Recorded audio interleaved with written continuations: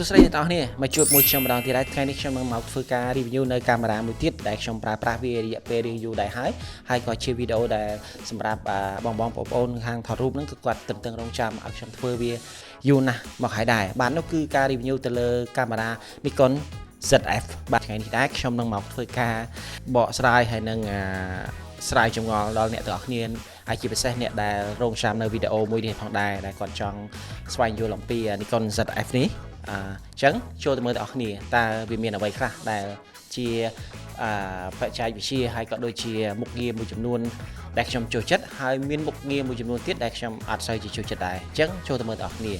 កាមេរ៉ាមួយប្រភេទនេះផងដែរវាជាកាមេរ៉ារបស់ខ្ញុំទិញដោយលុយខ្លួនឯងបាទអញ្ចឹង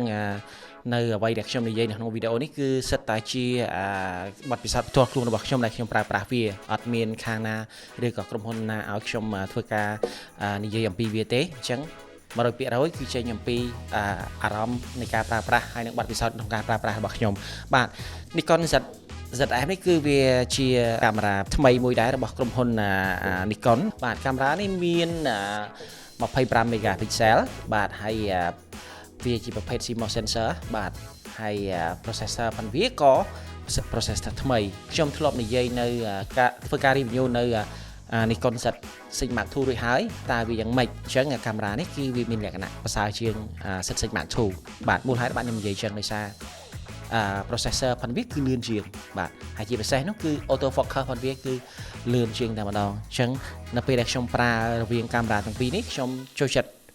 ZF ជាងដោយសារ auto focus ផងវាលឿនជាងបើប្រៀបធៀបជាមួយនឹង Z6 Mark II បាទអញ្ចឹងវាជាបច្ចេកវិទ្យាថ្មី processor ថ្មីហើយនឹងប្រព័ន្ធ auto focus ថ្មីដែលវាជួយធ្វើឲ្យកាមេរ៉ានេះវាមានលក្ខណៈកាន់តែពិសេសបាទបើយើងមើលរូបរាងផងវាលក្ខណៈបុរាណទេប៉ុន្តែវាបំពាក់បច្ចេកវិទ្យានៅខាងក្នុងអេមបាទខ្ញុំហ៊ាននិយាយបែបហ្នឹងហើយខ្ញុំបានធ្វើតេស្តរួចហើយខ្ញុំបានប្រើហើយទាំងពីរហ្នឹងអញ្ចឹងខ្ញុំមើលឃើញថា ZF មានលក្ខណៈប្រសើរជាង auto focus ផងវាក៏វាលឿនជាងដែរហើយស្ងាត់ជាងធ្វើដំណើរការបានល្អជាង processor speed ក្នុងការ save រូបភាពក្នុងការរក្សានៅរូបភាពឬមួយក៏ការចាប់យករូបភាពមួយហ្នឹងគឺវាមានភាពរហ័សរហួនជាងឆ្ងាយបាទហើយអត់ភ័យរឿងក្តៅបាទអត់ក្តៅដូច Z6 Mark II ទេនៅលើ screen មិនវានៅពេលដែលយើងប៉ះហ្នឹងគឺវាអត់ក្តៅទេហើយយើងថតយូរក៏អត់បញ្ហាដែរអត់ភ័យខ្លាចគាំងទេបាទអានេះគឺជាតួនាទីដ៏សំខាន់របស់ processor ថ្មីដែលមាននៅលើបំពាក់នៅលើកាមេរ៉ានេះបាទអញ្ចឹងតើវាខុសគ្នាយ៉ាងម៉េចបើខ្ញុំនិយាយទៅគឺហ្នឹងហើយវាលឿនវារហ័សជាងសេរូបបានលឿនជាងរហ័សជាង auto focus ផងវាក៏លឿនដែរខ្ញុំហ៊ាននិយាយបែបហ្នឹងបាទបើប្រៀបធៀបជាមួយនឹង Z6 Mark III នេះគឺវាមានភាពស្រៀកគ្នាបន្តិចខ្ញុំធ្លាប់ប្រើ Z6 Mark III ដែរ Nikon Z6 Mark III ដែរខ្ញុំធ្វើការតេស្តរវាង auto focus វាជាមួយនឹង Z6 Mark III ហ្នឹងគឺនេះវារៀងនៅពីក្រោមតែបន្តិចទេប៉ុន្តែវាលើច្រើនជាមួយនឹង Z6 Mark II ណាអ្នកទាំងអស់គ្នាបាទអញ្ចឹងវាជាកាមេរ៉ាដែលខ្ញុំពេញចិត្តច្រើនជាង Nikon Z6 Mark II បាទអូខេបន្តទៀតតើចំណុចអីខ្លះទៀតដែលធ្វើឲ្យខ្ញុំចូលចិត្តដោយសារនេះថ្មផងវានៅពេលដែលយើងប្រើក៏វាកាន់បានយូររូបរាងផងវាទូចងាយស្រួលកាន់ងាយស្រួលក្នុងការយកទៅតាមខ្លួនណាអញ្ចឹងរូបរាងវាទូចអញ្ចឹងសប៉ែតអញ្ចឹងគឺវាងាយស្រួលសម្រាប់យើងធ្វើការដាក់តាមខ្លួនខ្ញុំចូលចិត្តទៅណាទៅណីអញ្ចឹងទៅពីមុនមកកាមេរ៉ារបស់ខ្ញុំអត់ងាយយុទ្ធនានៅពេលពួកលក្ខណៈធំពេកអញ្ចឹងប៉ុន្តែនៅពេលដែលខ្ញុំមានកាមេរ៉ាប្រភេទមួយនេះខ្ញុំអាចស្ពីទៅតាមខ្លួននៅពេលដែលខ្ញុំទៅណាទៅណីឬក៏ដំណើរកម្សាន្តអីចឹងទៅយើងអាចយកវាប្រើប្រាស់ក្នុងពេលធ្វើដំណើរកម្សាន្តជាដើមអញ្ចឹងទៅបាទអូខេអញ្ចឹងភាគរយនៃការឆ្លាញ់របស់ខ្ញុំគឺខ្ញុំឆ្លាញ់វាច្រើនខ្ញុំពេញចិត្តវាច្រើនបើប្រៀបធៀបជាមួយនឹង Z6 Mark II បាទអញ្ចឹងបើអ្នកទាំងអស់គ្នាចង់ដឹងអាចសាកល្បងប្រើឬក៏ទិញយកទៅប្រើប្រាស់ទៅបាទអូខេបច្ចេកវិទ្យាវីដេអូរបស់វាគឺយើងអាចថត 4K បាន 4K បាន60 frame បាទហើយវាមាន unlock ខុសពី Z6 Mark II វាអត់មាន unlock ទេ unlock ហ្នឹងគឺជា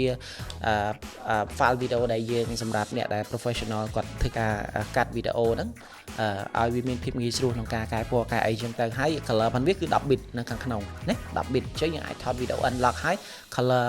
ផងវាគឺ 10 bit អញ្ចឹងវាធ្វើឲ្យការកែពណ៌កែអីផងវាមានភាពងាយស្រួលជាង Z6 Mark II Z6 Mark II អត់មាន unlock ទេគឺ file វីដេអូធម្មតាហើយ8 bit ទេអញ្ចឹងអានេះវាប្រសើរជាងបាទ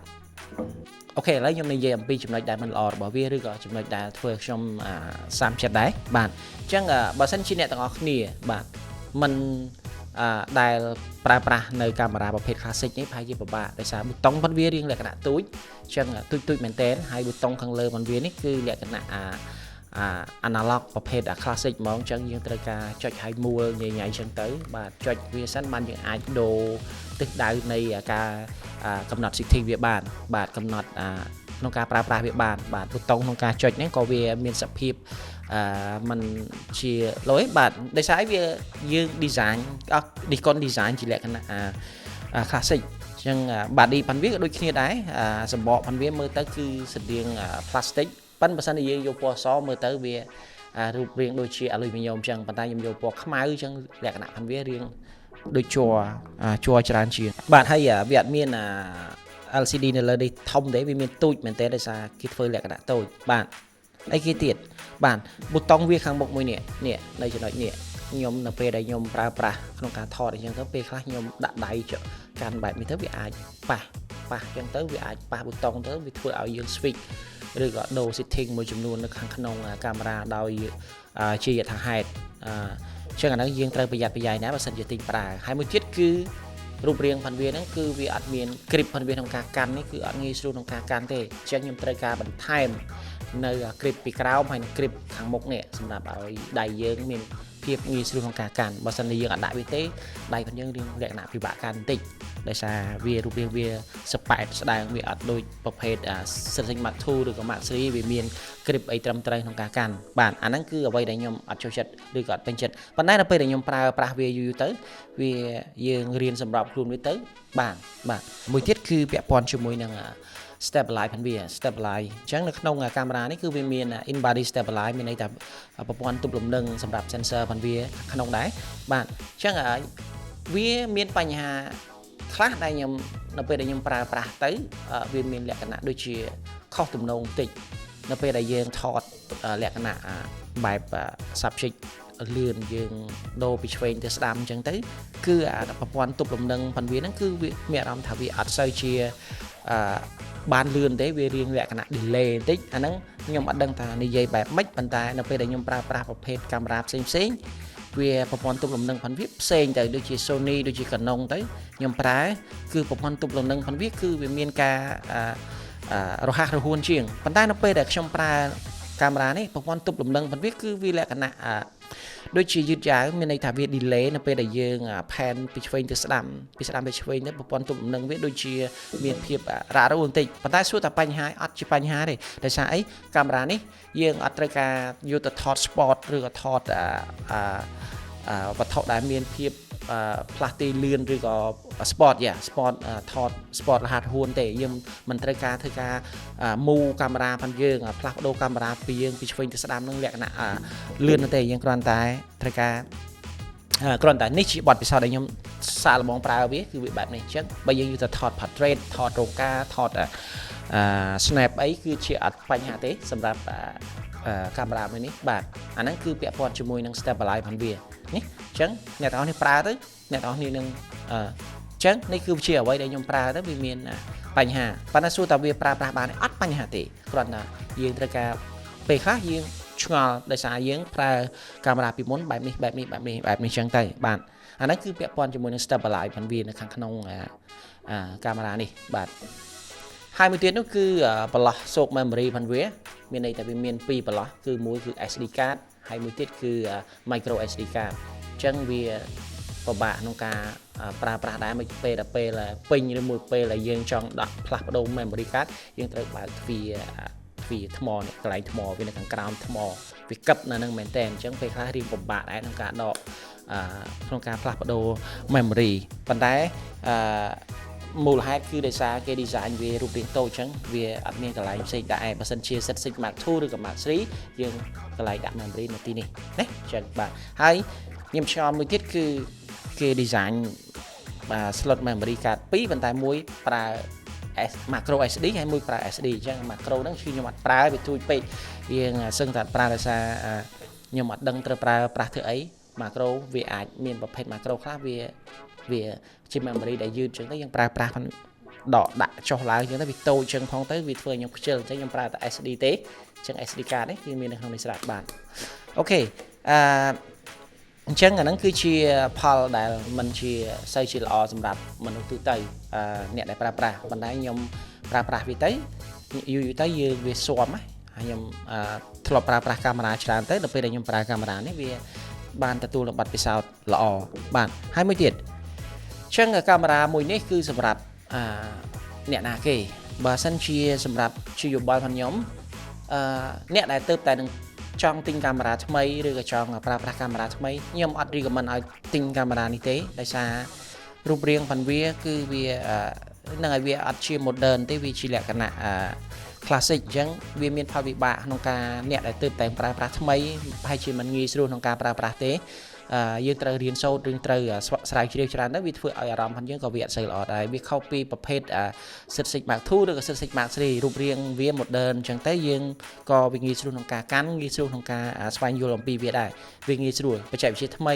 រូបរាងថ្មីចឹងទៅវាធ្វើឲ្យងាយស្រួលក្នុងការកាន់បាទចុះសម្រាប់អ្នកណាវិញសម្រាប់ដូចអ្នកដែលគាត់ធ្លាប់មានកាមេរ៉ាច្រើនហើយឬក៏កាមេរ៉ាមួយហើយចឹងគាត់ចង់បានកាមេរ៉ាមួយទៀតដើម្បីធ្វើជាកាមេរ៉ាសម្រាប់ backup ចឹងអាចទិញកាមេរ៉ានេះមួយទៀតបានអញ្ចឹងយើងអាចប្រើប្រាស់ពីរទៅកាមេរ៉ា main ផងយើងមួយនិងកាមេរ៉ាសម្រាប់ backup ផងយើងនេះមួយអញ្ចឹងអានេះគឺខ្ញុំសម្រាប់ backup ប៉ុន្តែ backup ផងខ្ញុំប៉ុន្តែខ្ញុំប្រើប្រាស់ច្រើនជាងកាមេរ៉ាទូទៅផងខ្ញុំផងដោយសារខ្ញុំស្រឡាញ់ចូលចិត្តវាអាហ្នឹងគឺជាហេតុផលផងខ្ញុំអញ្ចឹងឲ្យខ្ញុំបានបញ្យល់ដល់អ្នកទាំងអស់គ្នាដែរតាគួរសម្រាប់អ្នកណាដែរអញ្ចឹងណាបាទអញ្ចឹងបច្ចេកវិទ្យាល្អហើយ auto focus វាក៏ល្អដែរហើយ megapixel ផងវាក៏សមរម្យដែរអញ្ចឹងដូចខ្ញុំនិយាយពីដើមអញ្ចឹងខ្ញុំស្រឡាញ់ខ្ញុំចូលចិត្តហើយភាពដែលមិនប្រក្រតីឬមួយក៏ត្រង់ចំណុចដែលវាអវិជ្ជមាននោះក៏ខ្ញុំបានប្រាប់អ្នកទាំងអស់គ្នាជាពិសេសទៅលើ body ទៅលើប៊ូតុងហើយនឹងកន្លែងដាក់ memory ហ្នឹងតែបច្ចេកវិទ្យាវាល្អប្រសើរជាង Six Mark II អញ្ចឹងបើសិនជាអ្នកទាំងអស់គ្នាចាប់អារម្មណ៍ឬក៏អ្នកទាំងអស់គ្នាចង់ផ្លាស់ប្ដូររសជាតិឬក៏បន្ថែមរសជាតិអាចប្រើប្រាស់ Nikon F នេះបានអូខេអញ្ចឹងបើសិនជាអ្នកទាំងអស់គ្នាចង់ទៅមើលវីដេអូដែលខ្ញុំធ្វើការ review Six Mark II អ្នកទាំងអស់គ្នាអាចទៅមើលនៅវីដេអូចាស់ផងខ្ញុំមុនខ្ញុំនឹងដាក់ link ពីក្រោមឲ្យអ្នកទាំងអស់គ្នាមើលផងដែរអញ្ចឹងសង្ឃឹមថាវីដេអូនេះអាចជាប្រយោជន៍ហើយក៏ជាព័ត៌មានសម្រាប់អ្នកដែលចង់ប្រើប្រាស់ឬក៏ស្រឡាញ់ចូលចិត្តនៅកាមេរ៉ាប្រភេទនេះមានគោលបំណងទិញអ្នកទាំងអស់គ្នាអាចមើលវីដេអូនេះទៅអាចធ្វើការពិចារណាបានហើយអញ្ចឹងអរគុណជួបគ្នានៅវីដេអូក្រោយបាយបាយ